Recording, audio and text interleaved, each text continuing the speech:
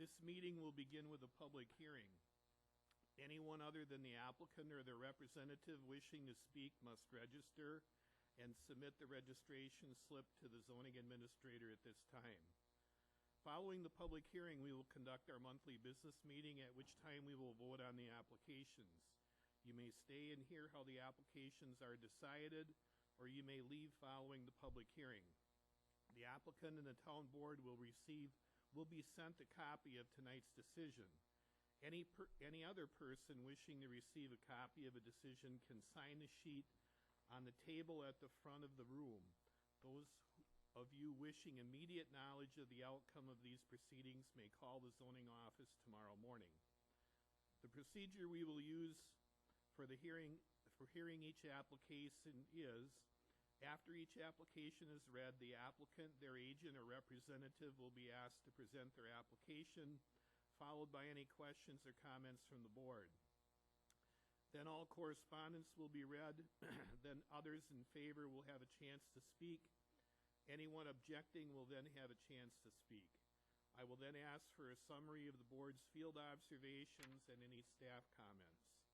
Finally, the applicant will be allowed a chance for a short rebuttal if they wish.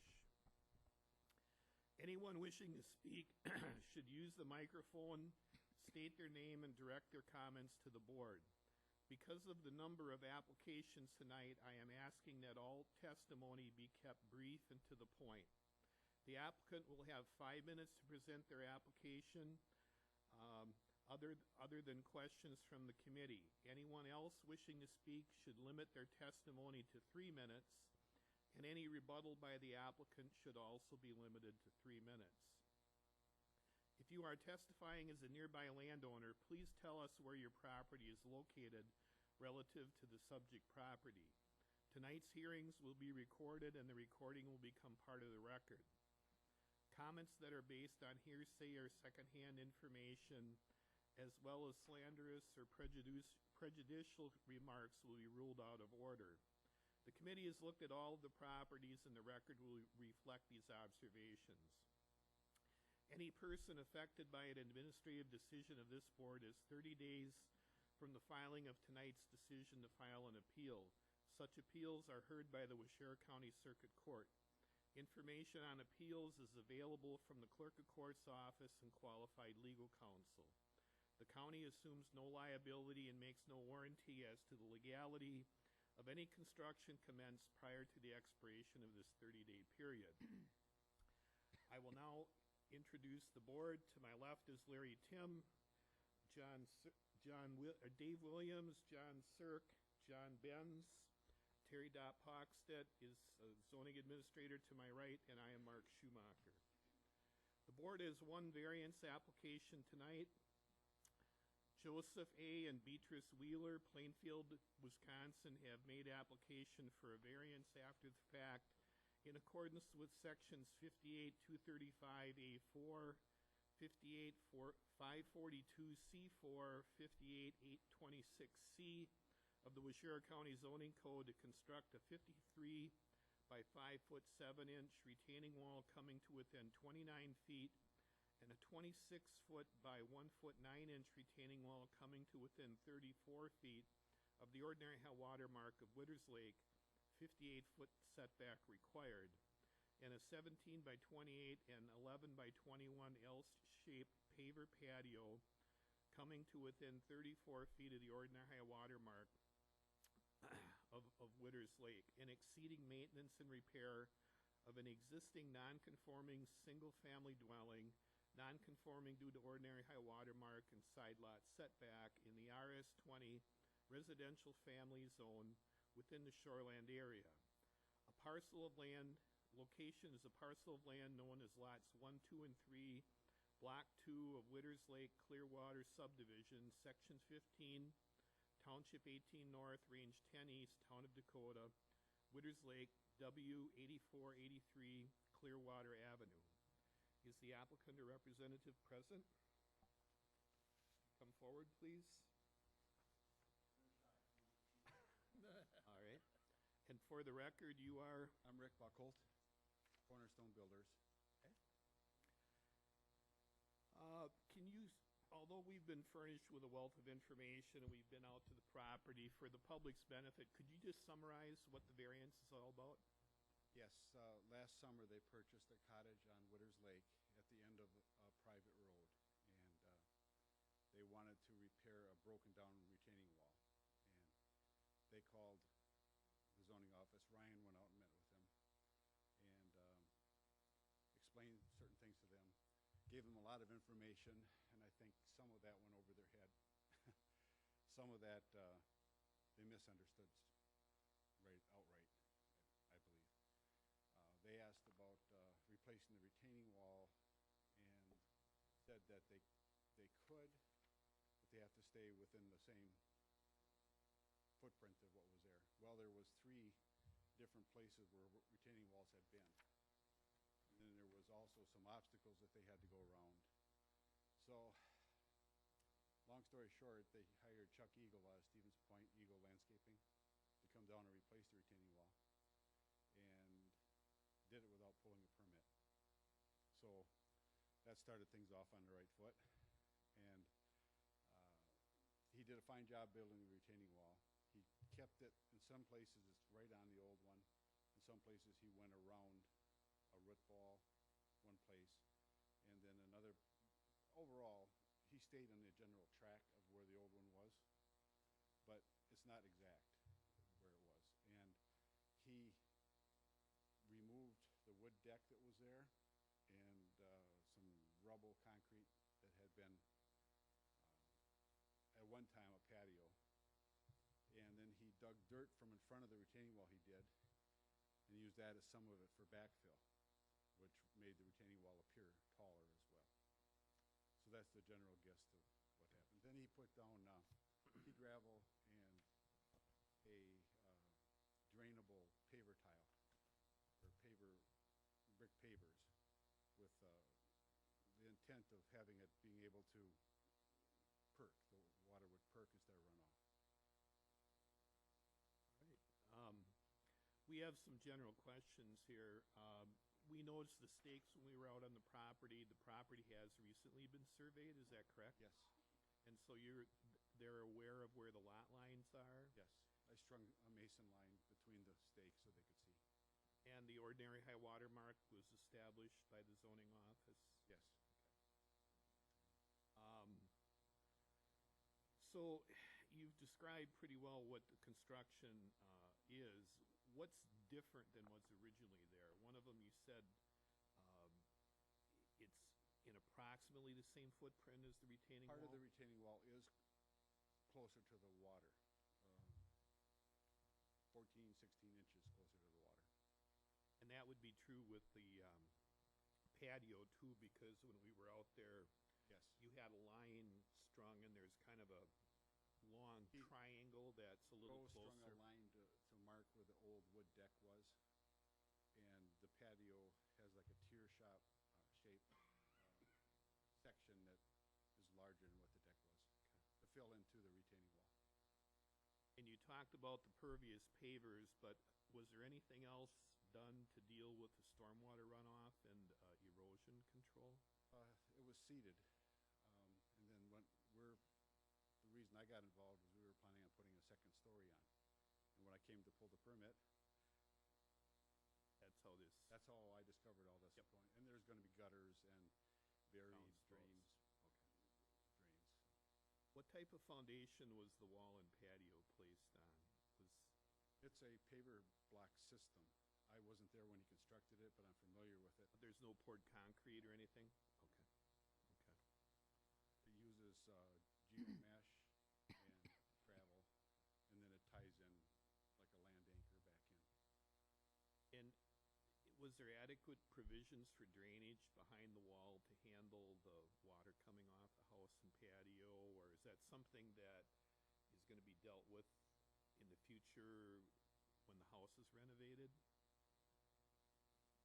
See, I wasn't involved in the actual construction of it, but according to Joe and Beatrice, yes.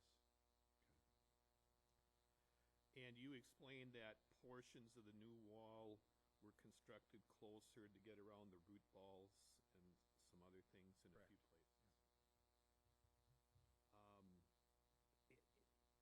first glance, it appears the new walls were significantly higher than the old one, but when we were out there, the landowners had run a string that showed where the original grade was, and there was quite a bit of ground taken out, so it appeared like it was substantially higher, but by our best guess, it's probably within a course or two of what the I existing would say it'd be wall. 8 inches or less, yes. Okay. From the height of the Right, original because the wall. original patio came to the same termination point as the Right. current one does. And the patio was made larger and extends closer to the lake, and I'm assuming it was done that so it ran out and met the edge of the new patio, or the new wall. Yes, just to fill in that little area. You mentioned that you were hired to do some improvements on the home, second story. Yes, So when we ask the question, are there other improvements planned, that would be something down the road, I'm assuming? yes. Okay. Are all their setbacks met No. there? Okay. And which ones are not then? I believe it's west.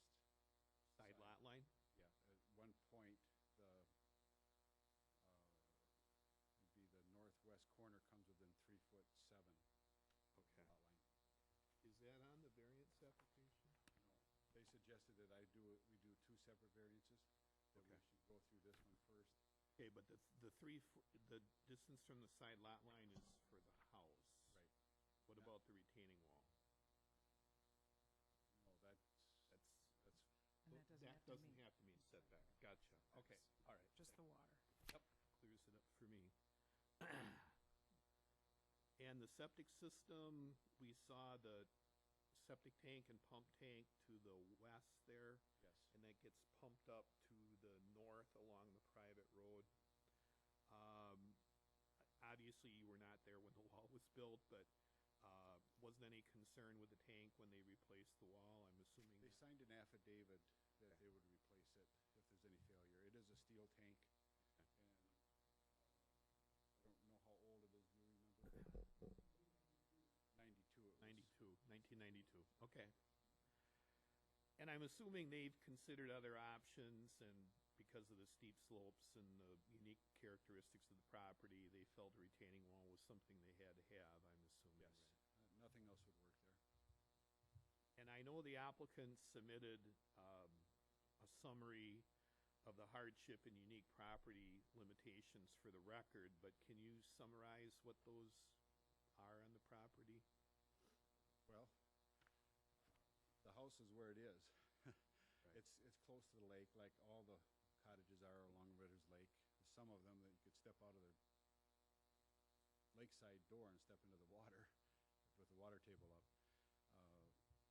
The steep bank meant making it very difficult to get heavy equipment down as far as excavation or anything like that. So to get That was ro- one of the things they mentioned in their hardship in the application was the situation of the property made it extremely difficult to get large equipment in there.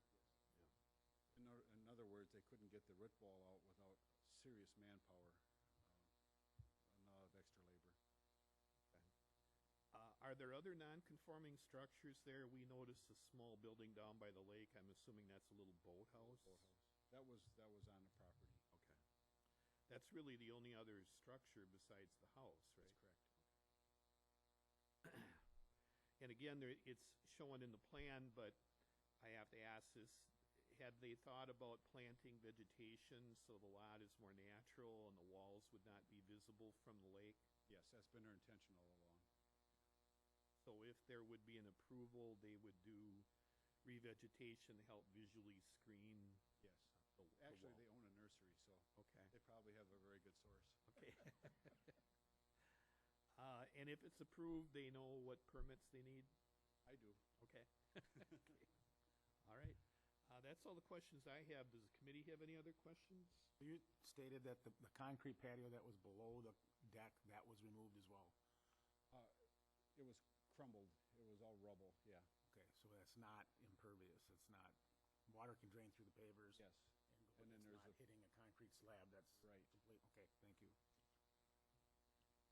Rick, this may not be your area of expertise, but were part of the new patio removed, do you think there'd be excess erosion, or would it pond there, or? If they, the landscaper said that if they have to remove any of that upper wall, Yep. they'll lose their tie. They have a mesh that goes underneath that upper wall that ties in the lower wall. Okay, So he doesn't want to disturb that. does that go back as far as the patio? It goes back underneath that Oh, it yeah. does. Okay, thank you. Does that just affect the wall only, not the pavers? Yes. It's a tie for the wall. It's like a, Like a fabric, like snow fence on steroids type yeah, of stuff, yeah. isn't it? It's like laying a snow fence in, yeah, I guess so. Any other questions of the board? All right, hearing none, thank you. Any correspondence on the application? Yes, we have several letters. The first I received yesterday from DNR. Subject variance request for Wheeler property, Town of Dakota and Waushara County. Dear board members, I am writing to you to provide Wisconsin Department of Natural Resources comments regarding the variance request for the Wheeler property that is to be reviewed before the Waushara County Board of Adjustments on April 20th. I appreciate that you provided me with the materials for this request. I am providing these comments to you in response per statutes 59.692, parents 4, parents B, as required by law, in place of making an appearance at the public hearing in person. Please have these comments delivered to and read before the Board of Adjustments. Comments. The applicant must convincingly demonstrate that they are meeting all three required variance criteria for unnecessary hardship, hardship due to unique property limitations, and no harm to public interests. Per the information provided to the department for this variance application, the department does not believe that the property owner has demonstrated meeting the three statutory criteria for granting a variance. It may be possible that the applicant will provide additional evidence at the hearing. Based on recent changes to statute in Wisconsin 2015 Act 55, existing nonconforming accessory structures such as retaining walls and patios are now allowed to be rebuilt without expanding their existing footprint. A retaining wall constructed beyond the existing footprint and closer to the ordinary high water mark, and a new patio constructed larger than the existing footprint would be counter to the purposes of shoreline zoning. Rebuilding a retaining wall and a larger patio without a permit is a self-created hardship. The department concurs with the Waushara County Land Conservation and Zoning on-site recommendations made on March 15, 2017 regarding restoration, including the verification that the pervious paver patio construction. It is the responsibility of the Board of Adjustments to assure that the statutory standards for the granting of a variance are met.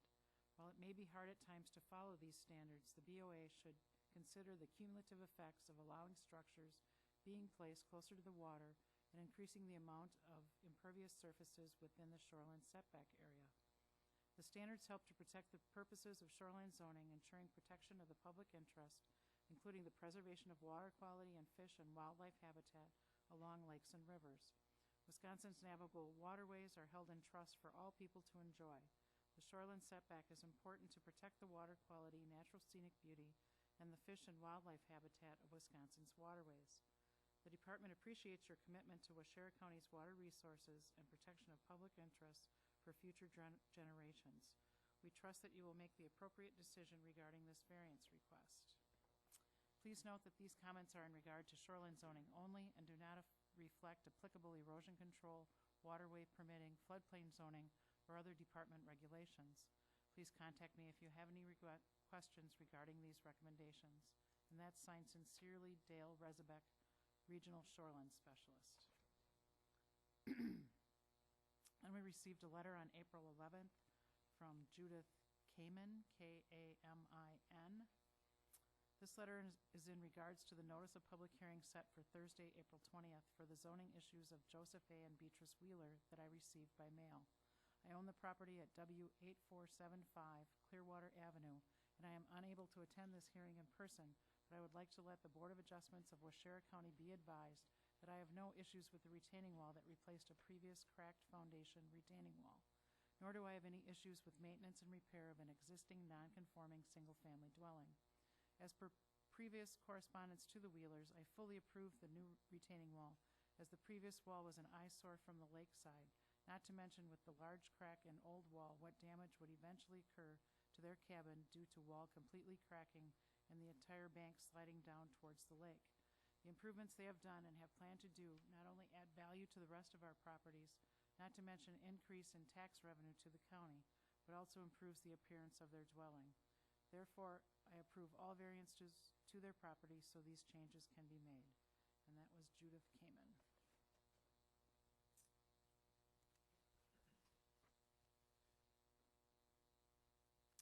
Wednesday, March 22nd, we received an email from Galen Killam, Killam,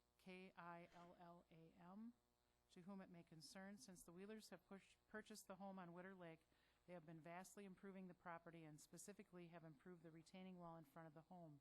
This has been a great improvement in appearance from the lakeside, which is a benefit to all who use the lake. Additionally, the support to the house structure provided by the improvement to the wall provides them with the comfort to improve the home itself. To date, the improvements have been a great improvement to the neighborhood, and I am certain the following improvements will be the same. These improvements are and will be much appreciated by all. It would be a disappointment and shame to reverse the retaining wall improvements and benefits to the lake due to a few feet of variance needed for the retaining wall. In fact, it would probably be a detriment to be exacting on a measurement and create a risk of potential downside to the lake and surrounding lakefront. We strongly support the existing work the Wheelers have completed on the retaining wall improvement and respectfully request that it be allowed to remain as it is with the work they have completed on it. And that's from Galen and Danica Killam. W8471 Clearwater Avenue. March 21st, we got a letter from Peter Omishen, Oemichen, to whom it may concern. I am writing this email to support a variance for the retaining wall that has been built at W8483 Clearwater Avenue on Witters Lake in the township of Dakota. I believe the retaining wall is a positive addition to the property and to all of the residents and public users of Witters Lake. We have lived as the next-door neighbors to this property since 2010. During the majority of this time, the property remained mostly vacant, with only occasional visits by the property owner. It was in a slow and steady decline because of lack of use. The retaining wall had several large cracks in it, and the steep hillside was actually pushing out one area of the wall near the stairs. We worried that eventually the house itself would be compromised if the deterioration were allowed to continue. We believe that the retaining wall was so damaged that repair would not be possible. We have been very pleased to find that Joe and Beatrice Wheeler, the current property owners, are taking steps to improve and enhance the property. They are conscientious neighbors and have been very careful to insist on minimal disturbance of existing trees and vegetation. As we suspected, the previous retaining wall required replacement, and that replacement has already added to the scenic value of the property. This spring, we did not notice the soil erosion that we have seen in the past. Reduction of soil erosion reduces runoff to Witters Lake and results in a healthier lake. As a neighbor and a recreational user of Witters Lake, I appreciate and support this retaining wall solution that balances the needs of the property owners, the lake users, and the environment. And again, that's Peter Omishen, W8505 Loom Avenue.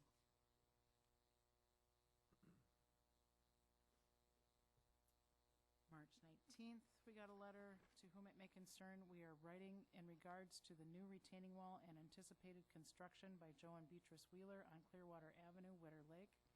As their next-door neighbors, we are very happy with the work Joe and Beatrice are doing. Prior to the Wheelers, the cottage sat vacant for several years because the property owner was unable to find a buyer willing to make the investment necessary to make it usable. We are elated that the Wheelers have purchased the property. They have stopped the deterioration and are committed to making improvements that will keep both the lot and the cottage sound in the long term. This is a benefit to us all. The original retaining wall was failing structurally. The Wheelers have replaced the retaining wall in a thoughtful manner. On our corner of the lake, the effects of erosion and runoff on the lake are a big concern. The new retaining wall was installed in a conscientious manner, designed with the long-term interests of their property and the lake in mind. We understand there are concerns with the height of the wall, but the current design is appropriate and necessary due to the challenges of the site. When additional landscaping is in place, the wall will blend in nicely with surroundings. We are also supportive of the renovations the Wheelers are planning for the cottage. They are within the existing footprint of the cottage and consistent with other properties on the lake. That's signed, thank you, Shannon and Eric Cole, C-O-L-E 8479 Clearwater Avenue. I have another email from Judith Kamen, but it kind of says the same thing, so if it's okay, I won't read two. Just make a note, there's a letter and an email right there. And that's it. Okay, that's all the correspondence? That's it. Is anyone registered in favor? Nope, No one, registered to One- object either. okay. No one for information only? Okay, staff comments. For the record, the board has previously been furnished with a copy of the site plan and all other pertinent data for this application. They visited the property and viewed the proposal on site. And again, I'd like to explain a little bit about variances. Hopefully, I do as good or better job than the DNR. Variances ask for a relaxation of a dimensional standard in the code. The decision to grant a variance must be backed by substantive reasons, and these include, one, that the code is unnecessarily burdensome and the landowner is not able to enact a permitted use without a relaxation of the dimensional standard. Two, there are unique limitations on the property that prevent the landowner from meeting the required dimensional standard. And three, if the variance is granted, no harm will be done to the public interest or the zoning code. It is the applicant's responsibility to present the case and provide the burden of proof as to why the variance should be granted.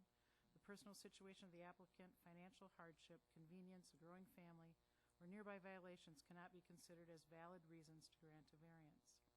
When the board visited the property, they noted that there are options for mitigation that might compensate for the work that has been done, and that the new walls and patio replaced existing walls and a patio in relatively the same location. They also noted the location of the home on a dead-end road and that there was nothing to average with on the south side. As far as my comments go, I can certainly sympathize with the Wheelers. You know, they were trying to improve their property, and they went ahead and they didn't have the permits. I also find it hard to believe that a landscaper or a property owner does not realize that permits are needed when you are working on lakefront property.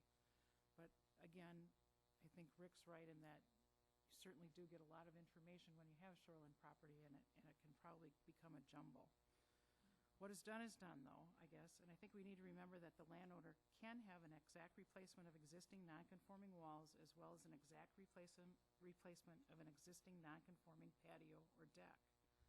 So if the board feels that the walls are nearly an exact replacement and the relocation of them would cause more harm than good, and if commensurate mitigation can be implemented, then I feel that they could approve those. The patio is definitely something that I think needs to be reduced back to the size and setback distance that it was before. So that portion does not meet any of the three variance request standards noted above, and I think it should be remedied. And that's it for my comments. Okay, the applicant or the representative will have a chance for rebuttal or any information. We need to come up. We're recording, so we have to get into the microphone, Rick. Smile. The DNR said that the patio was an impervious surface. It's not an impervious surface. It is a permeable surface. I just wanted to make that clarification. All right, thank you. All right. This closes the public hearing for the Board of Adjustment. We will adjourn to the room next door. The applicant, their representative, can come in. The Planning and Zoning Committee will now conduct their public hearing here, so. Just wait. Fred in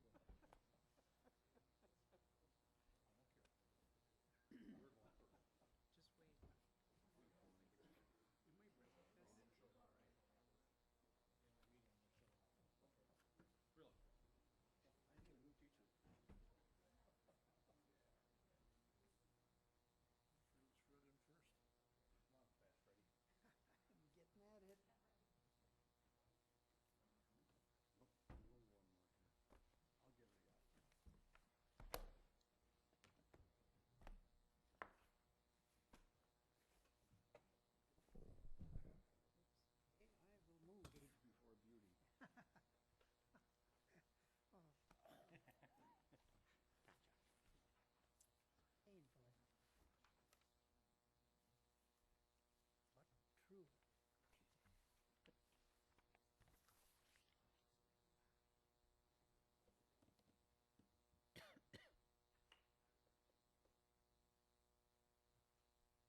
Call this meeting of the Waushara County Planning and Zoning Committee to order.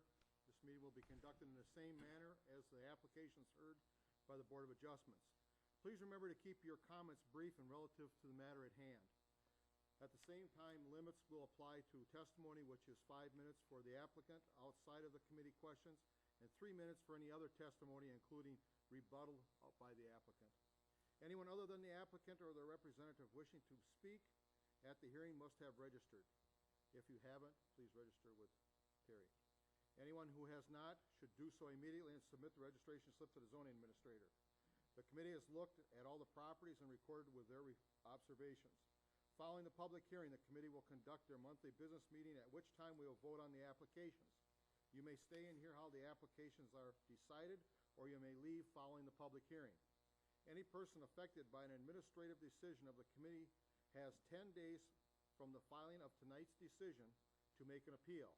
Such appeals are heard by the Board of Adjustments. Information and applications are available from the zoning office. The county assumes no liability and makes no warranty as to legality of any construction commenced prior to the expiration of the 10-day period. I will now introduce the zoning committee. Far left, Russell Heisey, Mike Kapp, Fred Gallerup, Bob Wadle, Terry Dopp Pockstead, zoning administrator. My name is Mark Kirschner.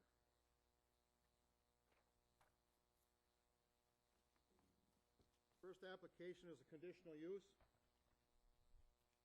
Waushara Wild Whitetails LLC, owned by Darrell Bartlin, Eagle, Wisconsin, has made application for a conditional use in accordance with sections 58-236, paragraph 18, and 58-454, paragraph 31 of the Waushara County Zoning Code to store a 2,000 Wildwood 37-foot travel trailer in an AG5 General Agricultural 5-acre minimum zone. Location, approximate 40-acre parcel of land being the southwest quarter of the southwest quarter, Section 1, Town 20 North, Range 10 East, Town of Rose, 18th Court. Is the applicant present?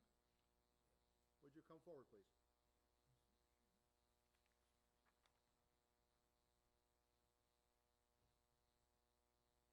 Would you state your name for the record, please? Darrell Bertline. I'm the owner of Waushara Wild Whitetails, LLC. Can you tell us a little bit what you planned out there, Darrell, to do? Or Well, I just purchased the property in October of last year, and I'm beginning improvements. First thing I wanted to do was get a place to stay while I was there hunting and making improvements. I got a 37-foot camper, placed that on the lot. Didn't know that I needed a permit for that, but soon found out I did,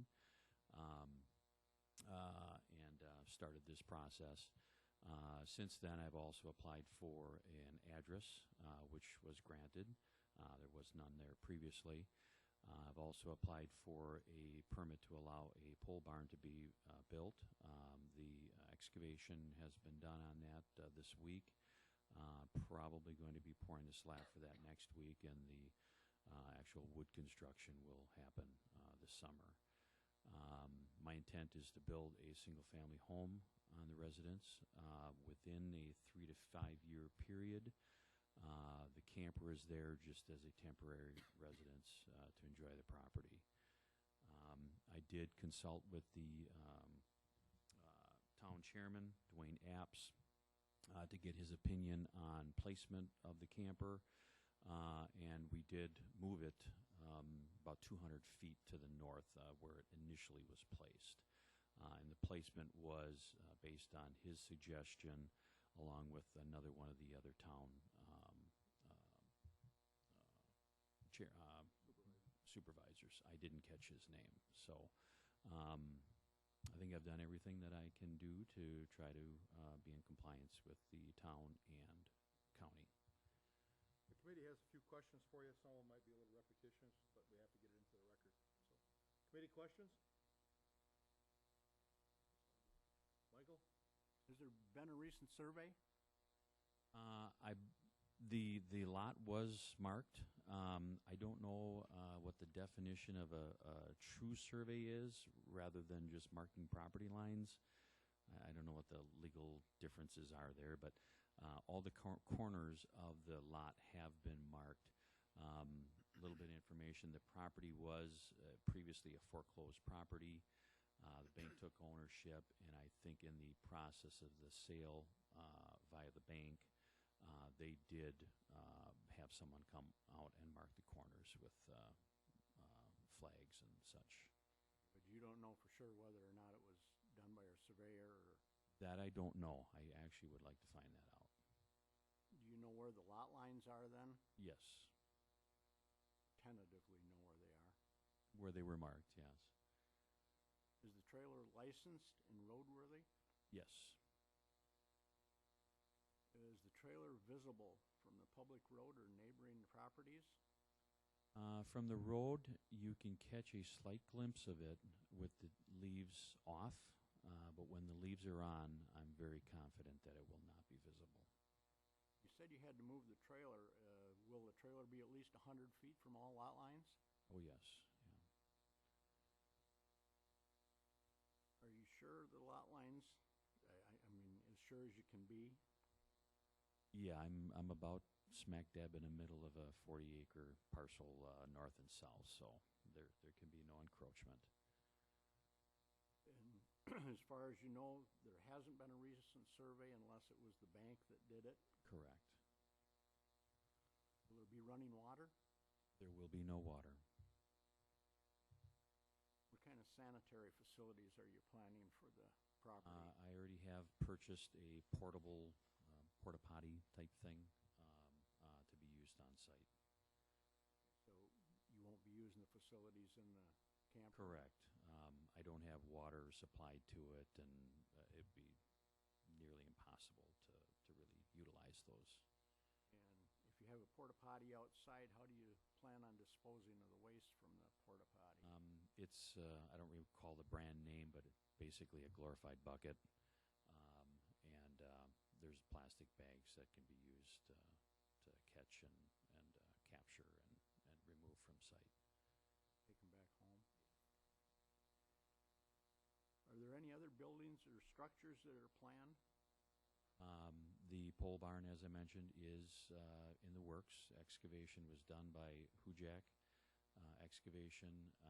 Slab will probably be poured next week, weather permitting, and then through the course of the summer, the structure will be built. And within 3 to 5 years, a single-family home with well and septic and everything will be built there as well. Will you store the trailer in the pole building when it's built? I will not. It's too large of a trailer to really move, and I would prefer to have daylight coming through the windows as opposed to being enclosed in a dark barn. So you'll hide it behind it anyway? It won't be behind it, no, Okay. but they're in separate spots. Are there any other trailers in the area, or are you gonna bring in any other? There is no other vehicles or anything that would be there. Is a new driveway needed, or is the one that's there sufficient? I just utilized the existing driveway that was there, yeah. Is there room enough for parking and turnaround? Oh, yes, it actually has a driver, kind of a looped driveway that was already there, so. So you don't have to back out on the road to No, turn? no. Is the property in the managed forest law? It is not currently, but I have filed application for that. I've been through the entire inspection process. In fact, today I just mailed the letter to the forestry consultant for their final, basically I signed and approved it.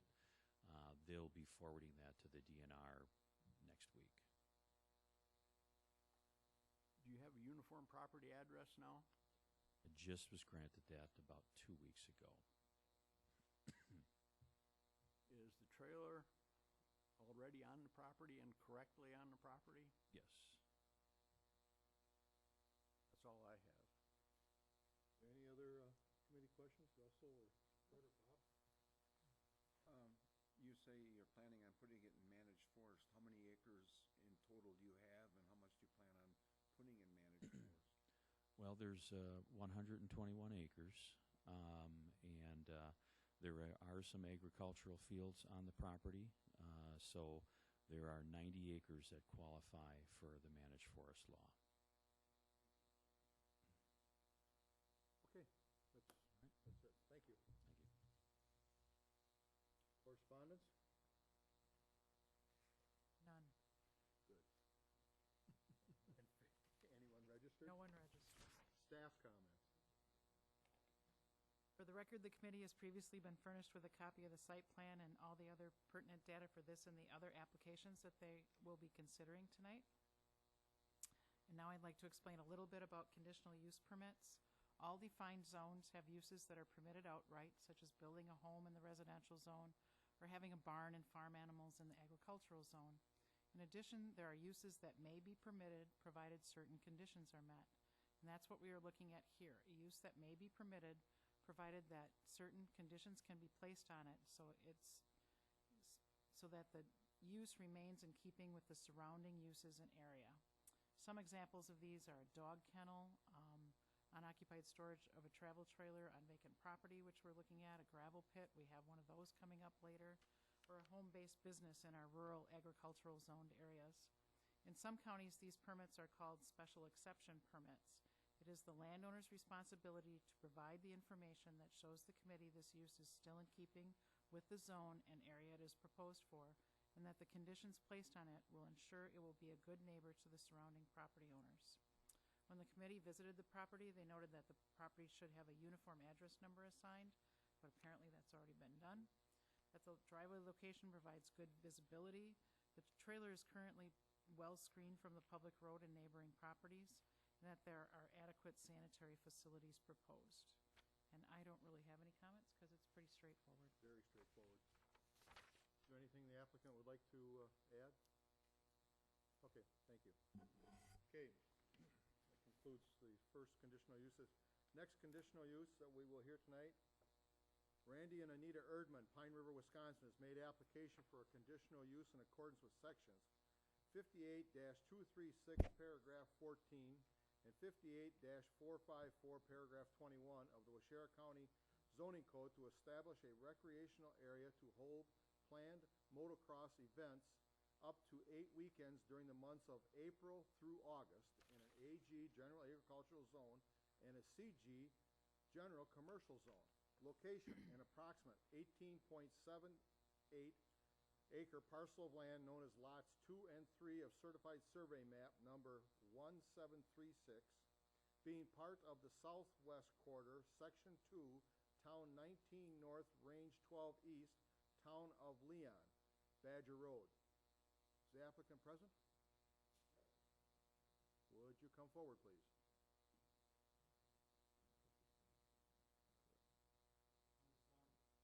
I kind of took that. Yeah, we didn't meet you, so. All right. I'm Travis Erdman. I'm Randy and Anita's son. We've had track and trails at my parents' facility for 25 plus years. Never had any issues with anybody complaining. We were always thoughtful of the times that we rode. It was never late at night. On the weekends, it's 10 o'clock until 5 o'clock or 10 till 6. It's never been late at night. We had an issue this past year because we had some friends over. It was October 2nd, and that was into deer hunting. And that kind of caused a little ruckus. So we're trying to get this conditional use permit to allow us to have 8, what you guys state as 8 motocross events for 8 weekends. It is not 8 weekends. It is 8 days. So that was worded a little goofy. During the hours of 10 until 5,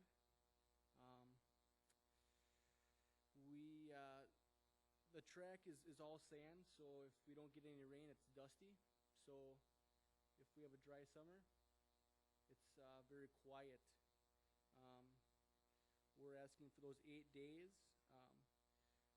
I feel that I have spoke with neighbors to try to work with them as much as possible.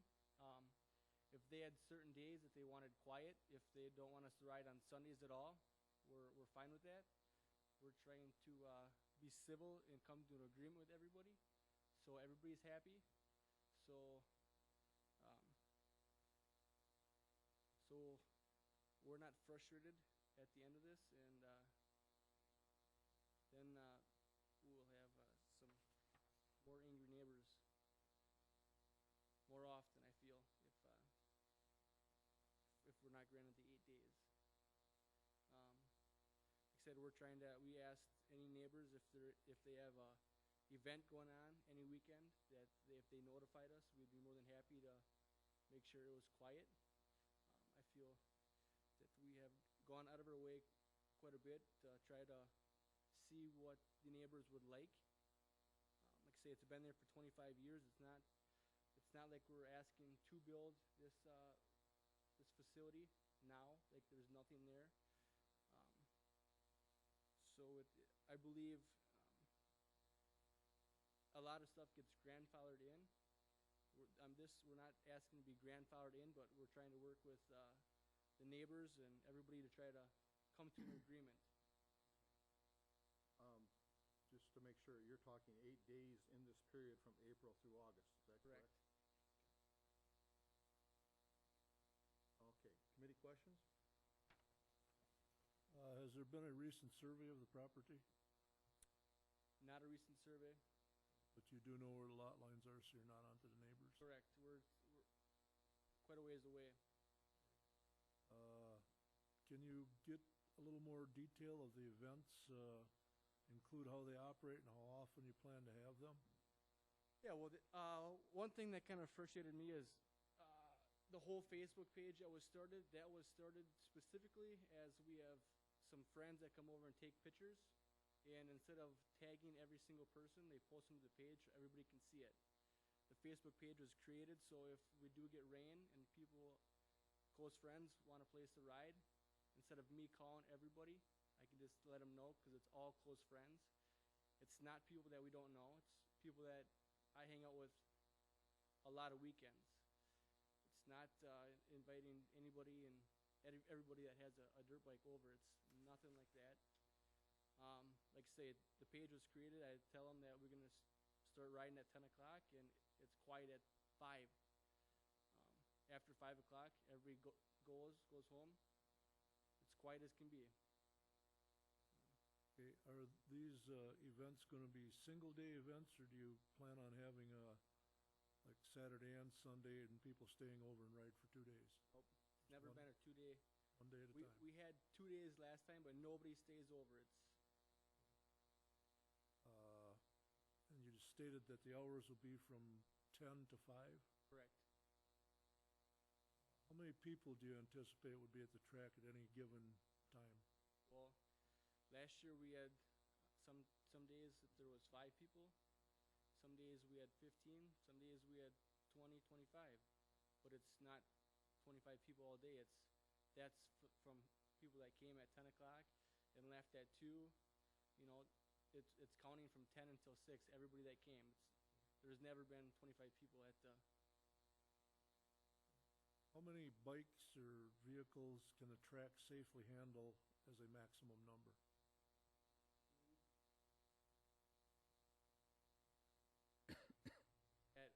At any one time, if we had... See, we always split it up. We have little guys, little kids that go out and ride. Then we have the slower guys that go ride and the fast guys that go ride. So you don't have kids riding with big bikes. But if you want it all at once, it could handle 25 at once. I believe it's super wide. It's a mile long. There's tracks that are a mile long and they have 40 guys on. How do you notify the people when the track's going to be open or when there's going to be an event? Well, that's why I had my wife actually started the Facebook page because I'm not Facebook friendly. So that's all it is. But obviously, public got a hold of it and kind of turned it into more of a, they thought, commercial, and that's the last thing that we want is to have something commercial like that. So it's not anyone that's out there can come to it, it's just by invitation only? Correct. And it's guys that I see every weekend. Are you planning any advertising signs? No. Are there any licenses that are required that you would get if you held these events? For motocross bikes, they are non-registration vehicles. You do not register them. They're considered race bikes, so it's not anything you register. It's not like a ATV that you buy a registration sticker for, anything like that. But are there any license to hold the event through the state that you're aware of, or zoning or county? Okay. How often and what time of the year do your clients have these races? When do they start and when are they done? May, June? What do you mean races? Well, the events that you Okay. have. Well, we don't hold any races. That's why There's no there's race. no races going on. It's strictly coming over, talking with friends. There's How often and what time of the year does this happen then from? It's always April, like say early in the spring when the moisture's in the ground. It's then, and then sometimes if we have a dry summer, June, we don't ride at all. And then after August, the whole reason for the conditional use permit is we're saying August is done. So if we don't get the conditional use permit, family can ride. I mean, we're trying to come to agreement and keep everybody happy, not frustrate us. Will the people that are doing these events or racing or not racing or running their bikes, utilizing the property, will they use any of the buildings on their property? Well, I say close friends and family, they go into my dad's garage or whatever, it's hot, my dad's got air conditioning, or, I mean, if they have to use the restroom, it's like anywhere else you go to your friend's house or anybody, you're gonna use the restroom, you're not gonna, but, so that as far as using that, if they have to, yeah. Will you be preparing or serving any food, or are people allowed to bring food in? People are allowed to bring food. We don't get rid of any food, or say last year we grilled some food and we had extra food, so people ate what was left, so we weren't wasting it, but it was not sold. It was given away. Will you be serving any alcohol, or are people allowed to bring alcohol in? No, I have no patience for alcohol or drugs, anything like that.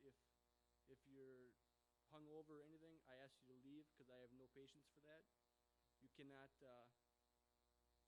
be under the influence of anything and expect to ride these vehicles because riding dirt bikes is one of the most physically demanding things there is. What sort of sanitary facilities are you planning on? Well, like say, some people they have not toilet, or they have a toilet or whatever, or a work and play. They have restrooms in their trailer.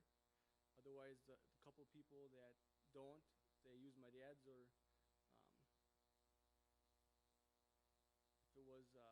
if that was the make or break, we thought about trying to see about getting a porta potty if that was to make it or break it.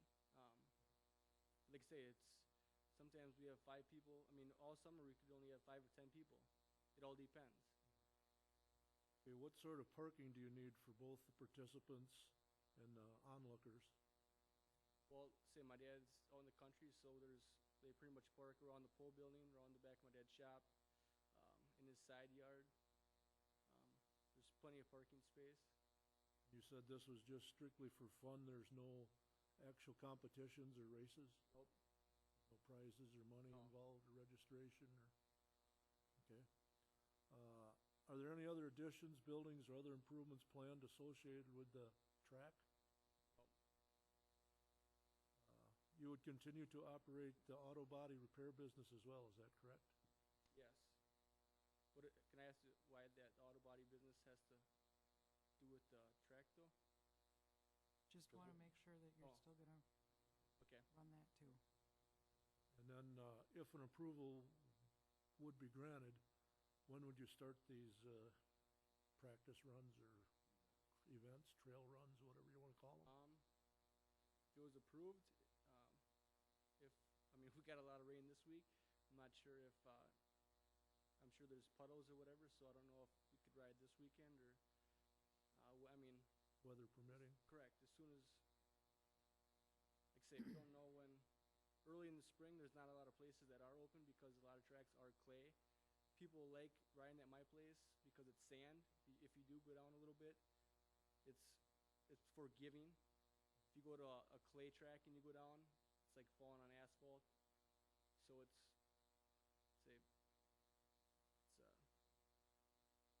but it all depends on moisture. That's all the questions I have. Have you been to the town board about this? Correct. So they know what you wanna do? We've been to a couple of them. Okay, any other questions from the committee? I can comment on the town board. Randy and Travis came last evening to the Liam Town Board meeting and asked for comments on it. There's people in the audience that I see here right now that were at the meeting last night, and everyone seemed to be happy with the event as long as it was stated the way they had it in the application. So unless somebody else has changed their mind for any comments this evening versus what was there last night, it seemed like it was a go. We'll get that stated later. Michael, anything? Is there any time when you're not there that anyone comes in to ride? Well, my dad's always there. My brother has his little son. He'll come out, but if the 8 rides or whatever, I'm always there.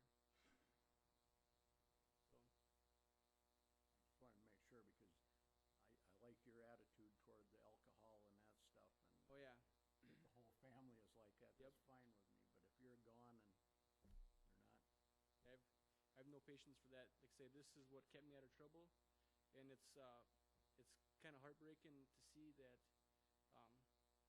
As much as I put into it, I work with a lot of little kids, training them, and when I was little, there wasn't places for me to go ride besides at my place. So now I help little kids out, and for them to take it away, it's disheartening. And a lot of older adults look down on kids and children nowadays because of everything they're getting into. And I just feel like they're taking away another good thing that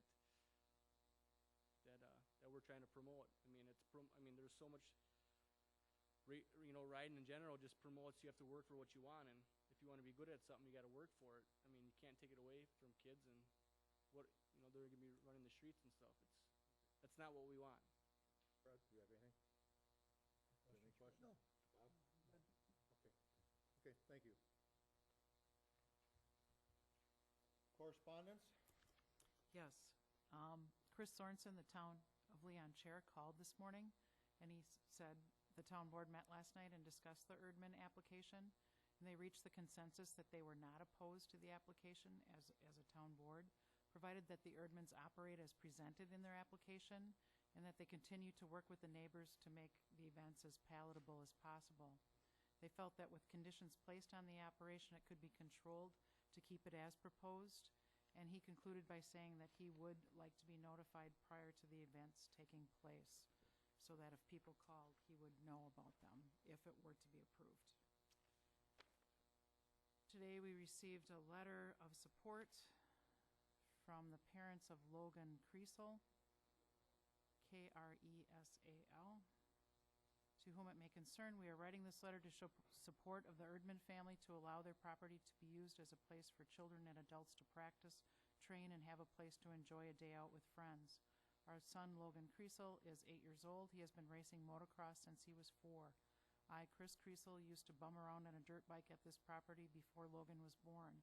I have never raced bikes, simply used the dirt bike to enjoy a day with my friends and family when weather permitted, instead of being out causing problems on the streets, doing drugs, drinking, etc. My family and I have been enjoying weekend rides at this property, which got my son to like the sport. This is the place that got him involved with such a sport. Without this track, our son would be sitting inside with no interest of staying healthy, as this is indeed his life. His first words when he gets home from school are, "Can we go ride?" In the summer, our son begs to go to work with him, with myself, Chris Kreisel, so we can head right to the Erdman property to ride after work. We practice at the Erdman property many days throughout the week, and many weekends when other friends and family can come out and ride with us.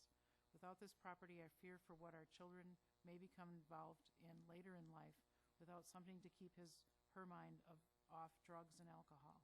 This support is enough of an adrenaline rush. There is no need for that. Everything these days is being taken away from our children having safe, enjoyable fun that leaves many to believe that drugs and alcohol are the only ways to have a fun time. Give those kids adults one day at the Erdman property and they will see there is much more to enjoying life than a fake high. Thank you for taking the time to read this letter. Respectfully, the Creasel family, Chris, Maggie, Kellen, and Logan. Also today, we received an email from the Wyenberg family, Wyenberg. To whom it may concern, I'm writing to you in the hopes of allowing my son, his friends, and other riders to continue to ride on the Erdman property. It allows them a place to practice and for the kids to interact. The kids are very passionate about their sport, which has limited areas for them to practice. The Erdmans are very conscientious of the neighbors' thoughts and privacy. They make sure we are respectful of their privacy, too. In closing, please allow these kids to be kids to be kids, and for us parents to give them the memories they will have forever. Thank you for your time. Sincerely, the Wyenberg family. Also today, we received an email from Tammy Van Vreede, Vreede, Vreede.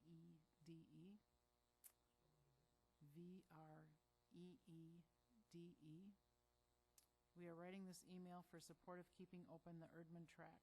Both my son Deegan, who is 9, and my husband Tim have been riding and racing most of their lives. There is not a day that goes by that we are not involved with the sport of motocross. We race locally and nationally and have made many friends with people at the tracks, including the Erdman family. Motocross is a good family-oriented sport. We respect people's property like it was our own. It is a sad day when we hear news of tracks being closed down. I hope you can find it in your hearts to come to an agreement with the Erdman family to allow them to maintain their track being open to families like ours. We invite you to come and watch an event so you realize how important these family tracks are to us to have a place to practice. And that's sincerely Tammy, Tim, and Deegan Van Vreede. Another one today from Ian McCulloch. To whom it may concern, the Erdman track is a great, fun way to get people of all ages together. It's a place that's fairly local and convenient for many people. The track has taught many kids to ride and grow up into young adults that continue their love for the sport. Not only gets the kids off their phones and computers, but breaks up the daily life stresses for the adults. The track is used at respectful times of the day with others' concerns in mind. Lots of the family has grown up riding there since day one. Riding not only teaches the kids discipline, but respect as well. Everyone pitches a hand to take care of the track and maintain it, while also keeping it safe. It's a tight-knit community of riders that will do anything for each other. Even if someone is having mechanical issues, there's someone there to help or give input. The track gets the whole family together and gives the opportunity for kids to spend time with their friends. It's a great activity for any skill level of rider. The track is designed to cater to both beginner and experienced riders. You'll see kids with training wheels all the way to older adults in their 50s riding. The elders lending a hand to the younger kids, helping them grow their riding skills. The Erdman track is a great place to be. With or without a bike, it is fun to watch as much as it is to ride. It's neat to see the progression of the kids that ride and learn new skills. I have a 5-year-old that loves going there to ride and see his friends. He looks forward to going each and every time. Again, that's thanks, Ian McCulloch. Yesterday, we got one from Brian Jokman, Jochman, to whom it may concern. I'm writing this letter in support of the Erdman family being allowed to open their property to be used by others to practice and train for motocross races. This property provides kids and adults who ride motocross a place to train and hone their skills.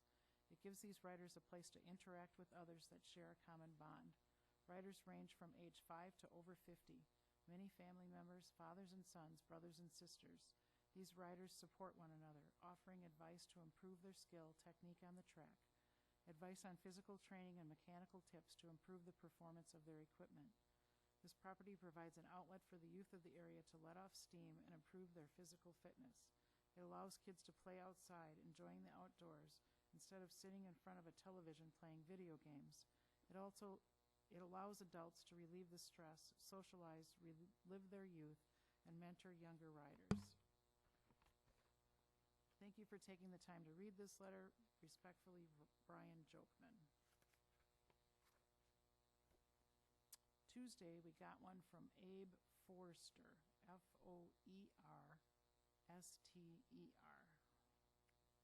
To whom it may concern, the motocross track that is set up at the Erdman residence is a great addition to the area. It is an amazing family environment that promotes safe riding and a learning experience for kids and novices on a motorcycle. Anyone that comes there is a friend and treated like family. There is no sort of business being run on the track or any racing being held. Just a great place to go practice and enjoy time with friends. It is a very strict rule that anyone that rides on the track will be wearing full safety gear and have anything they are riding in good working condition. The track is set up to keep everyone safe and create a learning experience for kids, as well as be challenging to even the best riders. This is not an opportunity that should be taken away from the family or from anybody that they allow to ride on their property. Any riding is done on private property and at the lowest possible inconvenience of anyone else in the area. Thanks for your time, Abram Forster. Also on Tuesday, we received an email from Robert Miller. Hello, my name is Robert Miller and I have a son, Kobe.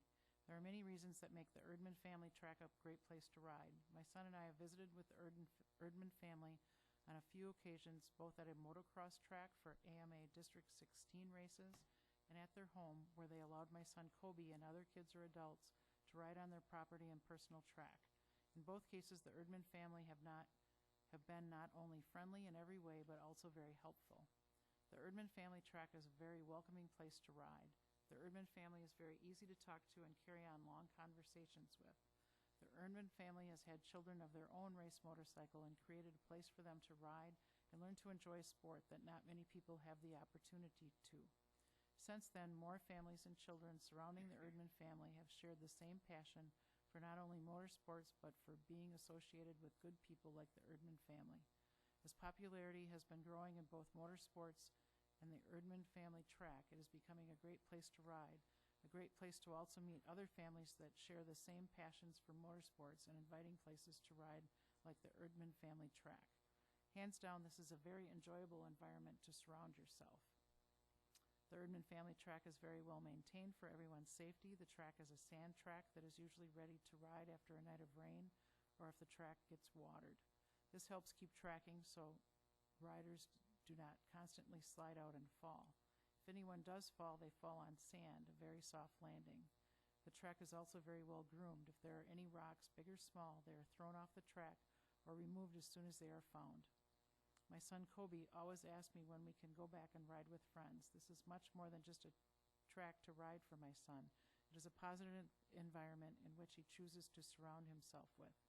I always teach my son to surround yourself with positive people and hard workers. To my Kobe and I, the Erdman family and track is absolutely where we want to be to enjoy what life has to offer. Great people, great track, and a positive environment that is passionate for motorsports like the Erdman track. Finally, the Erdman family track is far out in the country and away from town. The track is surrounded by thousands of trees, elevation changes, and shrubs. The track has plenty of natural resources to dampen the noises made by the engines and friends. Personally, I could not imagine why anyone would not want to allow a positive influence like the Erdman family and track to continue. Motorsports and places like the Erdman family track are some of the few things that keep my children motivated in life with a positive outlook. Please allow the Erdman family and track to continue creating happiness and being positive role models for families and friends. Thank you, Robert Miller and family.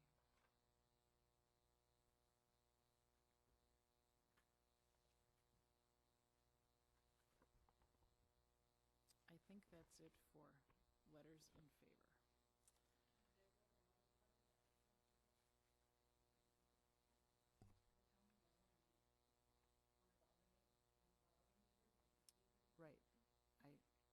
Right. I said that was the last of the ones that are in favor. So now I'm getting to the ones that are in opposition.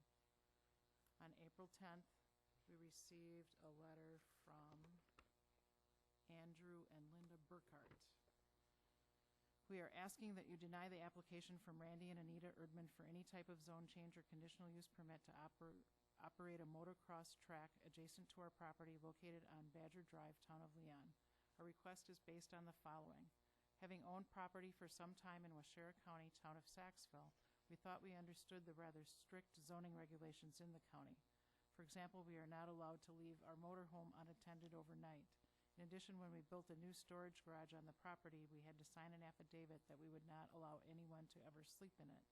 The peaceful setting and natural beauty of the woods, as well as deer and turkey hunting opportunities, caused us to purchase the property on Badger Drive. We were aware that the property was zoned agricultural, and having owned property for many years in Wisconsin, thus zoned, have no problems with the farm activities that must take place in order for these residents to earn a living. Since we only use this property for hunting, we did not experience the problems caused by the establishment of Compound 218 until I tried to speak on the phone to one of my neighbors. We could not have a conversation due to the noise. We were then shocked to see the existence of a developed track right next to our property. It is even clearly visible on Google Earth. The next shock was the existence of a Facebook page that certainly gives the impression of some sort of commercial operation. A private residence does not notify the public that the track will be open. Furthermore, the operation is promoted by an invitee to the property who I understand is his son. Based on the activity of this social media website, Compound 218 has attracted a significant amount of attention, visits, and following. In addition to the noise caused by such an operation, there are many other impacts to the area as well. These include environmental damage, deer and turkey leaving the area, sanitation issues due to the number of visitors. As an insurance professional, I also believe there are liability issues for both the owner of the property as well as a government body that would allow this activity. Liability insurance for such an operation is difficult and expensive to obtain. I am very sure that a personal insurance company would not issue a homeowner's policy knowing such an operation exists on a property. In the event of a serious injury, it is possible that the town and county would become involved. In conclusion, why would the zoning board allow such an operation that causes hardship to the people who live there, own property, and pay the taxes to support local government? The only ones who benefit are those who bear no burden. They would just come in, disrupt the residents' lives, and leave. Since Compound 218 uses social media, we do not have to speculate on what they are thinking. They make it perfectly clear, including a comment regarding the intelligence of those who object. We ask that the board protect the rights of those who live in the town of Leon and value its natural resources, environment, and peaceful setting. That's signed respectfully, Andrew and Linda Burkhart.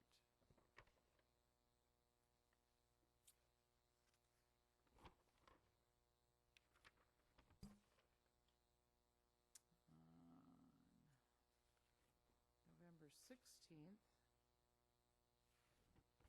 we received a letter from Matt Stratton. To whom it may concern, it's been brought to my attention that Randy Erdman has received a letter of concern from the Waushara County Zoning Commission regarding the use of his property. Oops, this one's in favor. This greatly saddens me, not only because of the relationship my family has had with the Erdmans for the past 12 years, but also because my family of 4 normally goes to visit the Erdmans a couple times a year for socialization, cookouts, and to occasionally ride our dirt bikes. Part of this family and friends time would be lost if the Erdman family is not allowed to let us ride our dirt bikes on their property. I am shocked that the Zoning Commission has requested that Randy get his property rezoned as commercial in order for his friends and their families to ride on his land. If he was charging people a fee to ride on the property, I would understand the request. If he was hosting racing events and making money off of the events, I would understand the request. However, this is not the case. In all the years I have known the Erdmans, I have never paid nor been asked to pay to ride on their property. Riding is just an activity our families have done together to enjoy life to the fullest. In conclusion, I hope you reconsider your original request and passionately listen to what the Erdman family has to offer. As a school principal, I understand the challenges society has to keep kids out of trouble and shaping them into responsible citizens. My wife and I have been riding dirt bikes for many years and are excited that our young children have enthusiastically taken up the same hobby. We feel this activity is a great pastime and that it promotes responsibility as well as giving the opportunity for family and friends time. The times my family has enjoyed at the Erdman property has helped me to raise my kids to make good choices and hopefully to give back to society when they grow to become adults. Please don't take this opportunity away from us. Sincerely, the Stratton family. Sorry, I think because it was in there so long, I messed it up. That's it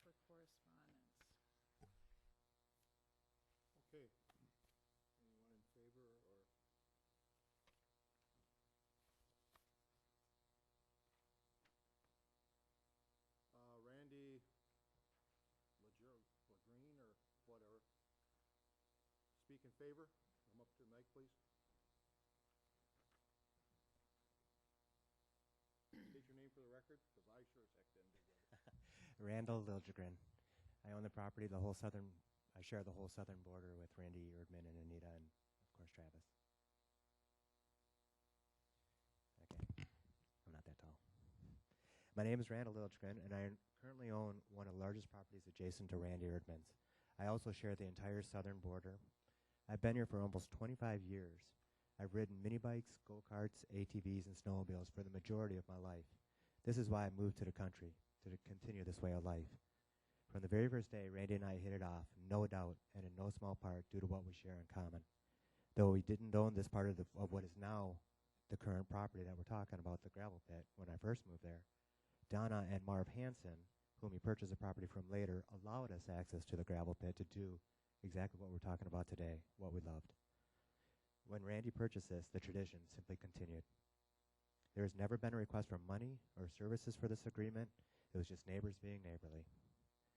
I am also an avid hunter and fisherman. I've enjoyed harvesting many deer across the road, turkey, ducks, grouse, you name it. There have been a few times in which my game has traveled over to and unfortunately died on his land or vice versa. We've always had an open door policy. Retrieve your game as quickly as humanely possible. If you need help searching, we'll be there. This policy I shared with all my neighbors. There is no shortage of game. Randy has always been very considerate when it came to hunting.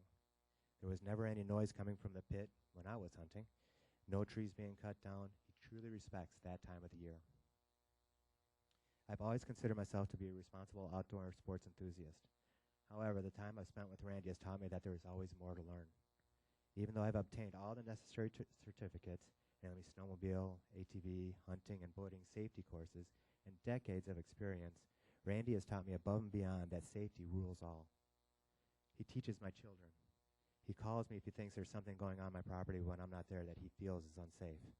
Just the other day, he spotted a tether, which is used to stop the engine if the rider falls off, that came off my child's wrist from 30 feet away. He was still working on his tractor. He wasn't even looking. He just saw it. This man has a sixth sense about safety. No doubt I'm not done learning from this man. His son, Travis, chip off the old block. He will make sure chest protectors are not only worn, but they fit properly. No loose straps. Boots worn, helmets on, and strapped. Mini bike chain loose? No problem. He can adjust it. Tires low? Time to inflate to the correct pressure. I could go on, but I digress.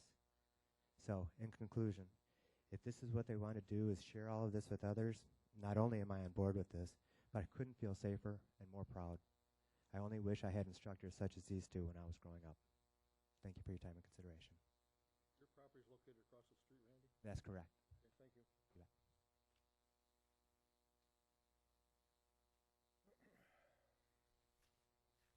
Howard Andrews, speak in opposition.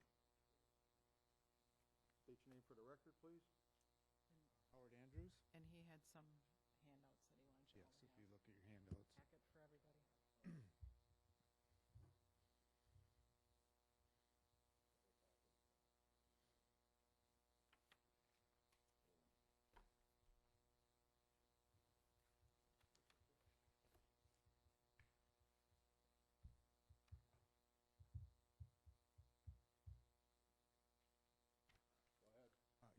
We are 5 the, minutes.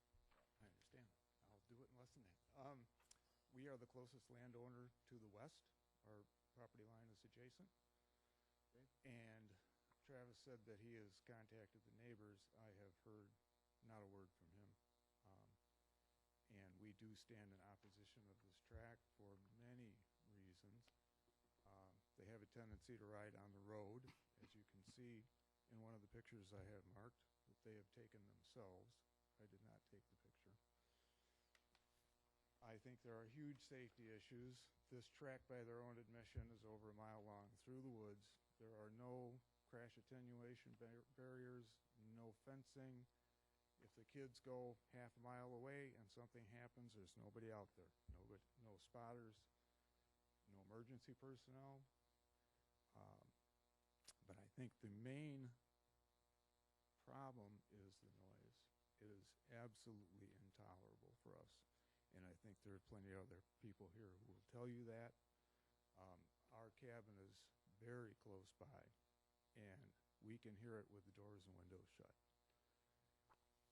I think there's some folks here who are a mile away who are going to stand in opposition of it. I'd like to draw your attention, you'll notice the two photographs that are marked there.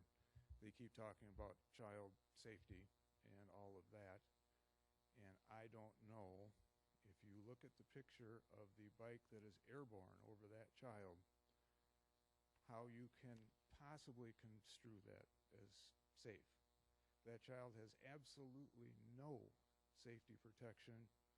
It's a pose photograph for the camera. He's facing the camera. If that kid, if something happened when that bike took off, that kid doesn't stand a chance. He's looking the other way at the camera.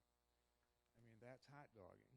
Look at the other photograph of wheel standing on Badger Road.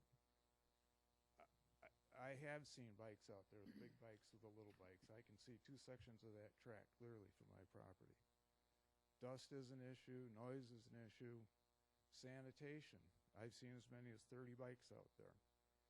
And, you know, we had to put a new septic in last fall for 2 of us in our cabin because it was deemed not adequate. And he, by his own admission, says, you know, they're using the septic from the house. I think there are multiple reasons to not allow this permit. That's all I have to say. Okay, thank you. Gail Andrews, speak in opposition.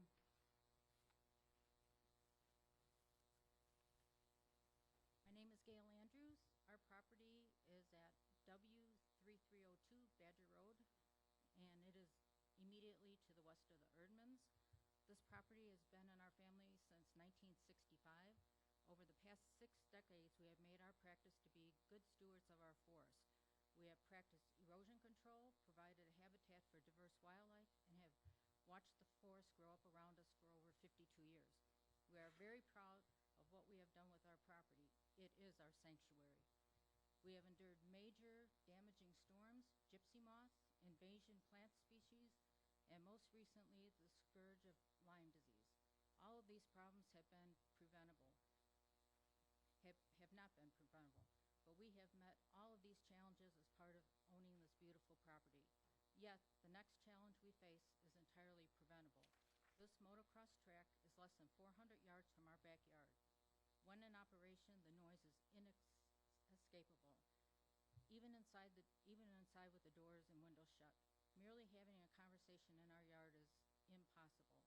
In fact, there is no place on our property from which to escape the noise. There is no denying it diminishes both our property value and quality of life. We strongly oppose the issuance of this permit. Thank you for allowing me to speak. Thank you. Speak in opposition, James B.O.U. Brasha? Close enough, huh? My name's James Barassa. Property is W3195, as you can see on there, Badger Drive. And the back corner butts up against the Erdmans property, and our west side butts up against their east side. And on the south side, we're about 40 feet between where their property is. There's another little strip that belongs to another property owner. Basically, this is it's a motocross racing track, and the whole situation has to deal with all the noise that goes along with this track. We've lived on Badger Drive, Pine River area there, for about 20 years. It's mostly a quiet, relaxing community. In years past, I would say, 12, 15 years, Travis himself was, he'd ride around on his track, and maybe a buddy of his, and they'd do it for maybe an hour or a half hour, work on their bikes. It wasn't a continuous situation. We had no problem with that. But as recent, in the last few years, probably 3 to 5 years, the noise level and the duration of the noise level has exponentially increased. The irritation level has surpassed putting up with this any longer. And that's why it's kind of brought to a head. Like I said, I don't have a problem with the property owners themselves riding around on their own track. But in recent years, they've brought in all kinds of other racers, some driving an hour or 2 hours and any time. It does happen during the week, not as often, more often on weekends. And it just goes for hours and hours and continuous and continuous. And like Travis said, there may be only 25 or 30, but they can continue. It might be 5, whatever, plus at a time, but it just is continuous, one after the other. So, if you get 1 or 2 riding on there, just Travis himself and a buddy, I guess that's fine. Last year, Travis said he indicated that he had a back injury or some injury, and he didn't ride at all. Last year was like the worst. So it wasn't even the property owner that was using the track. It was everybody else coming in.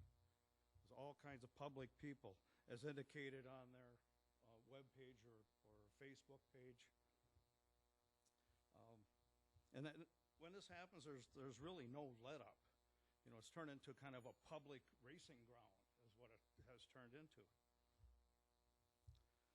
Imagine if someone were to come to your house and while you're sitting there reading a book or watching TV, that somebody was feeding a garbage disposal, and they just kept feeding it for 8 hours. Just keep feeding it. Are you going to be relaxed? No? You guys have garbage disposals? Do you know what it is? You know what a garbage disposal is? You ever heard one? Okay. Can you kind of summarize it up, Jim? Can you summarize it up a little bit? We got more people we need to talk to. Yep. I'm summarizing what I have here. There's no difference whether you're racing or practice racing. This question should not be whether a conditional use permit or should be permitted. The permit should be granted, I should say. But stopping what's already been happening in the last few years, it's just gotten out of hand. This isn't just something that's being proposed that, I want to do this. No, this has been going on now for 3 to 5 years. And it's been, if you grant a permit, that's only going to circumvent the noise. I should say the noise ordinance. And that's what's trying to become happening here. If you look at the administrative codes, are you guys familiar with the Article 32691 that deals Jim, with the noise? Jim, I'm sorry, but We got to cut you off, Jim. your time's up. Yeah, your time's up. Jim, your time is up. Your time is up, Jim. Has nothing to do with Thank you. granting a conditional. It's circumventing the noise ordinance. Thank you, Jim. Keep that in mind. Thank you. Kevin White, speak in opposition.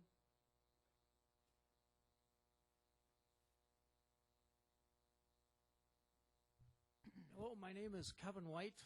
I own a cabin on W3251 Badger Drive. My father bought that land in 1983, and prior to that, we've been in that area since the 60s. One thing about this area, the population since 1983 in residents has more than tripled on my road. There's a lot more ears and a lot more eyes out there. This racing has been going on for 20 plus years, but the last 5 years, it's unbearable noise that drives you absolutely crazy. Last year, 3 times, I had to leave my property and go home because I can't stand the noise after listening to 4 or 5 hours. I'd say, Dad, let's go home. One weekend, we had a campfire with a few guests. After 4 hours of that, doused the fire out, we went home. Why should I go home? I'm not doing nothing. I'm a quiet person. Also, they've raced road even Easter Sunday they rode. You know, it should be a quiet, holy weekend. And there's a lot of gunfire that comes out of that property too in that pit. But the issue here is the dirt biking and the noise.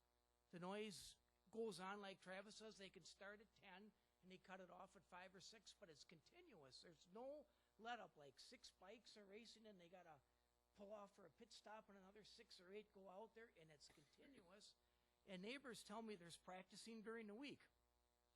I can't even enjoy my property for spring turkey hunting because every weekend there's a race going on or practicing.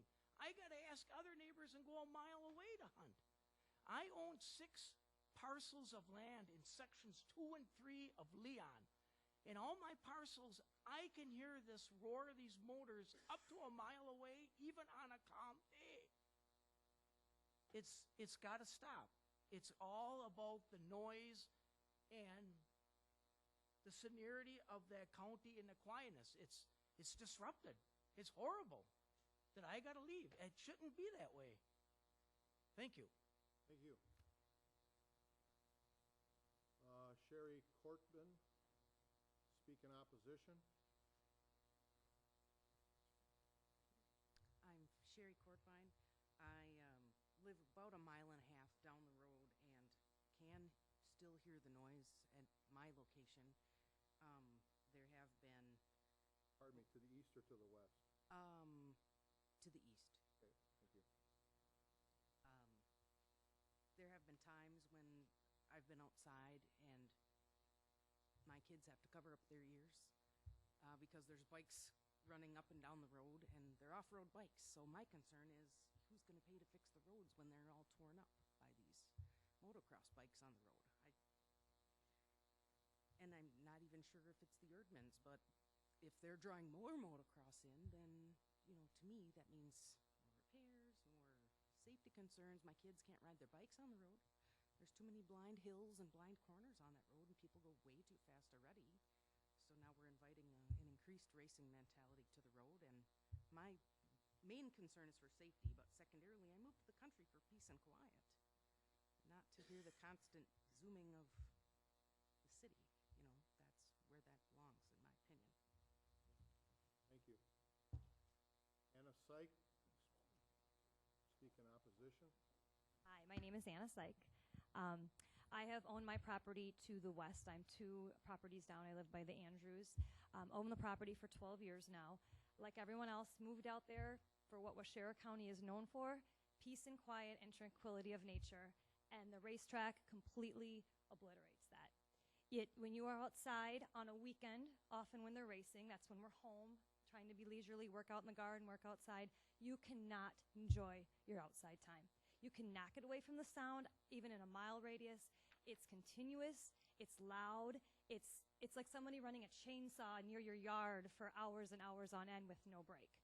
I'm opposed to it because it takes away from my peace and tranquility. Obviously, I'm passionate about this. That's why I live out there. My second reason is I'm a licensed professional counselor. I have a private practice out of my home that I see some of my clients there. And my name of my business is Peaceful Pines Healing Practices. I have clients that come to me to be out in nature. I do something called nature therapy, where people can walk the woods, meditate. It's shown to reduce anxiety, depression. My clients cannot enjoy what I offer, my business, when there is a racetrack down the road with this kind of noise for 6 hours on a weekend. I'm okay, like everyone said, we're okay with occasional family riding here or there for an hour here or there. 6 hours, 6 to 8 weekends a month. Are you kidding me? I mean, that's most of the summer. That will affect my business. My business does not affect the neighbors. And my personal, what I do does not affect the neighbors. My issue is, I don't know many neighbors, that we heard one tonight, that is in favor of this. All the rest of us have talked. All of us are opposed. We are the main tax-paying body in the town of Leon. These visitors who are coming, all those emails, how many of those guys are paying taxes in the town of Leon? We are all paying taxes. I feel our voices should be heard as taxpayers of the county, and our voices should matter more, not all these visitors who come for a weekend, make a bunch of noise, bother all of us, and then go home. So I really hope you hear our voice and think about if you lived out there and had to deal with this 8 weekends a month. Property, correct? Back off the road. I am west. I am just 2 properties down. Yes. So All right, thank you. thank you. Karen Severson, speak in opposition, and she's also got check registered only, but you're going to speak. Okay. I live a couple of miles west of the property, and I'm kind of on the side of a hill. I don't have the impact of the noise as much as the other people in the area. But I'm also concerned about conditional use and variations for this kind of activity. I'm also wondering if the conditional use request does not, I mean, is it just 6 or 8 events a summer and then they don't ride the rest of the time? I don't know. It's very unclear to me. It seems like, you know, as a homeowner, I would be nervous thinking that conditional use permits could be given with such kind of a vague understanding of what's all involved with it. So I think there should be more clarity with this, what's proposed and what the limitations are, and if it's going to reduce their use or if it's just going to be in addition to their use. Okay, thank you. Judith Newland, registered only. Do you want to speak? I'm Judy Newland, W2955 Badger Drive. I am east of the property. Although it's not as intense, the noise, I do hear the noise. And I guess my main concern is that if there is a conditional use for these 8 days, that doesn't necessarily restrict people from continuing to, maybe on a smaller scale, do the motocross. So I think it's going to be something that's more ongoing than just 8 times. So I want you to consider that too, that that would be an ongoing situation. Thank you. Okay, thank you. Linda? Speak and register only in opposition but not speak.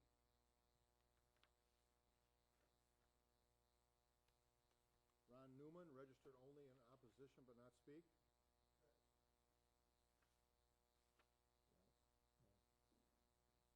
We got to let the secretary catch up here a little bit.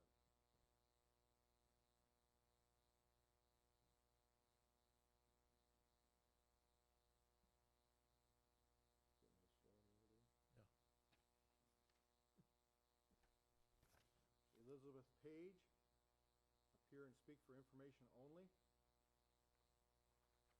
Did you want to speak or anything? Okay. Gary Lawrence,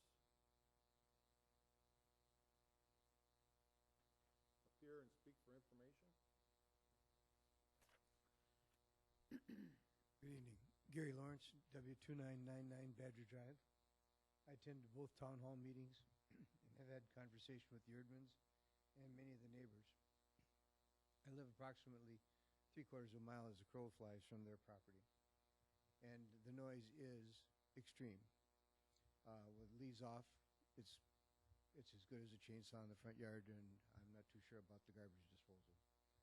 I wanted to speak to, for information purposes, to clarify and characterize the town hall meetings that took place. At those town hall meetings, we were assured that this would be 8 times only. There wouldn't be any during the week. It would be weekends only. Sundays, possibly, if the weather didn't permit to ride on Saturday. That'd be no more than 25 participants, and that emphasis on the children would be the main goal of this. And I would think then the noise would be significantly reduced because the children ride a less powerful machine. There was also a commitment that there would be a porta potty placed and regularly routined, and that the traffic would be held to a minimum, and road safety on Badger Road and Badger Drive would be a prime consideration by the Erdmans. I don't see that in this conditional use permit, And while as an individual, I'm generally opposed to conditional use permits, I would, if these matters were attended to in this fashion, in these lights, I think we would all be more served, better served than we are currently, where the use is willy-nilly and it takes place any of the days of the week. Oh, and one other thing, there was some conversation about the dry 2 months of the summer where there probably wouldn't be anything unless there was weather, which would be July and August, if I understand the ordinance permit. And again, there isn't any weather permitting or that kind of thing in the conditional use application. If these items are put in, I think we would all be better served. Thank you. Okay, that concludes the testimony from the public. Staff comments? Again, the committee has looked at all the information provided. They visited the site. This is another conditional use permit where it is actually listed in the code that you can do this in the general ag zone, provided that you can put enough conditions on it to hopefully alleviate and some of the concerns and impacts that it would have on the neighbors. I probably should say that, I mean, anyone can ride a motorbike on their own property. That's not what this is about. If Randy's son is there and his grandson is there, they can ride whenever they want. You know, that's not what we're talking about. We're talking about when people other than the immediate family come there to ride at a fairly organized event. You know, it's not like they just come after school every day. You know, they are not permitted to be there as a general course of action. But if they're invited and they come to one of these, this permit is looking at whether they can do that 8 times throughout the year. So that's what the conditional use permit is about. When the committee visited the property, they noted that the site was surrounded by woods and it was not highly visible from the road. They noted that the landowner indicated that the events were sporadic when weather conditions were conducive to the motocross practice.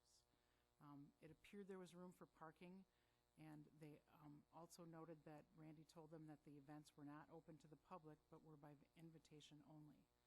The landowner indicated he was willing to arrange for proper sanitary facilities.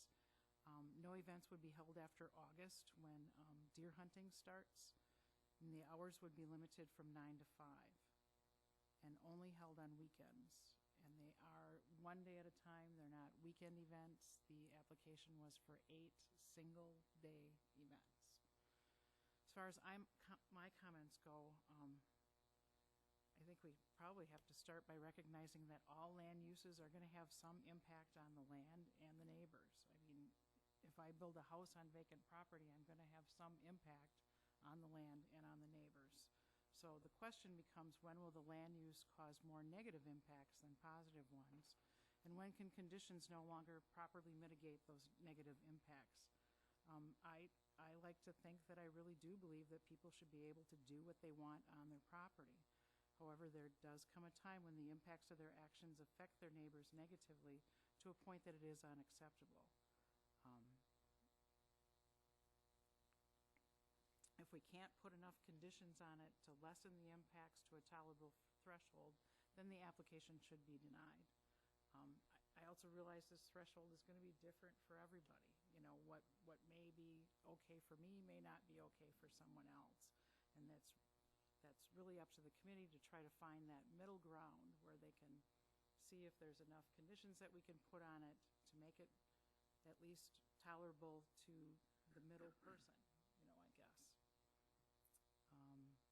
Some of the things that we should look at for conditions would be in limiting hours, limiting months of the year to operate, limiting the number of days, limiting the days of operation, and maybe even what day the events take place on.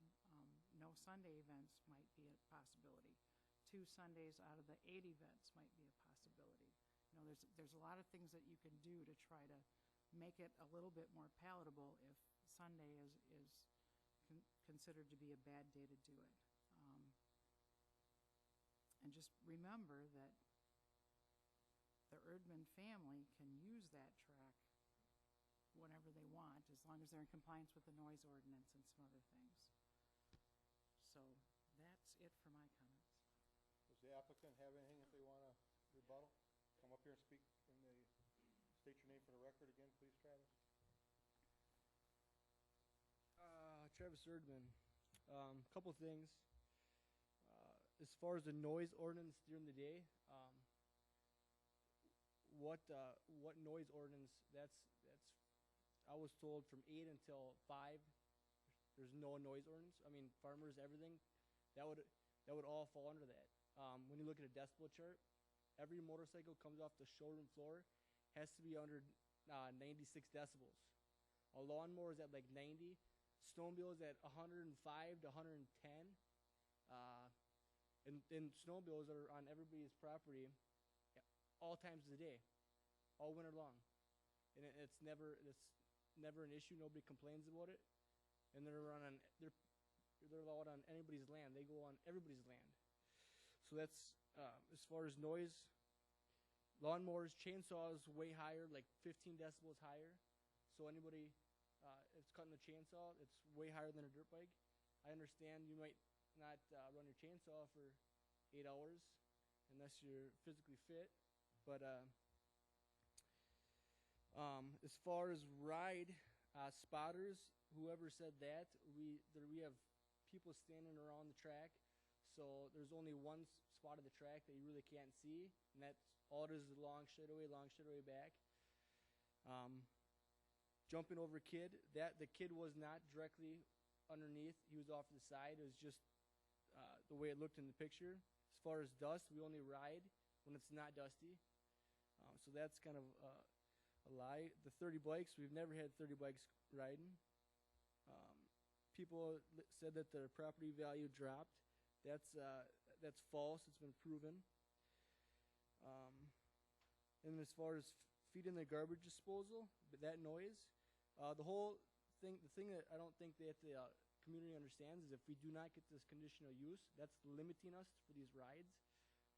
It doesn't mean that me being frustrated, I can ride 365 days a year. I don't want to frustrate neighbors. We are told to talk to the neighbors within 300 feet. That's why we didn't speak to some people. I know. I didn't try to.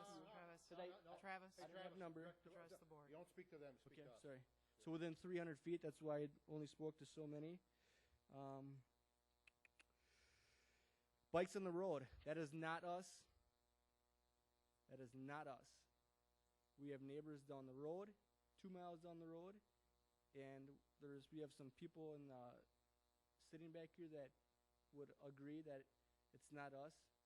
That's a whole nother complaint. So that is not us, whatever pictures they have.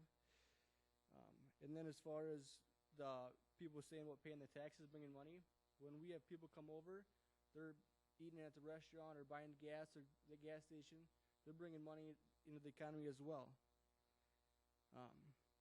They say, I think a big thing that they don't understand is the conditional use permit is for saying that we're going to do these 8 days, not saying that I can't ride whenever. But if we get these days, that's what we're trying to get, and that we'll be pleased. And it's not something that we're going to be frustrated about and causing more noise. So once again, going back to noise, Mr. Andrews here, opening day of gun, past 2 years, he's blowing his leaves off his driveway and shoveling gravel 25 yards away from where we're hunting. And as far as anybody saying that we don't have deer, I could show plenty of pictures of deer. I could pass it around. And we have like 7 neighbors here as well that signed this petition that we made. So if you guys would like to look at this, or we had people complaining about no turkeys, no deer. We have food plots right on our track, and we shoot. Not every year we shoot a nice buck, but we see several bucks every year. People that aren't, I guess they weren't ever told they can't wear a cologne and smoking or whatever they're doing. You're all set? You're all done? Your time is up. Okay. Yeah. All right, thank you, Travis.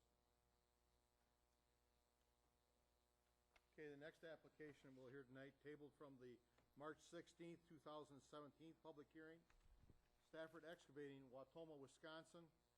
James and Marilyn Stafford, landowners, has made application for conditional use in accordance with sections 58-236, paragraph 13, and 58-454, paragraph 23 of the Waushara County zoning code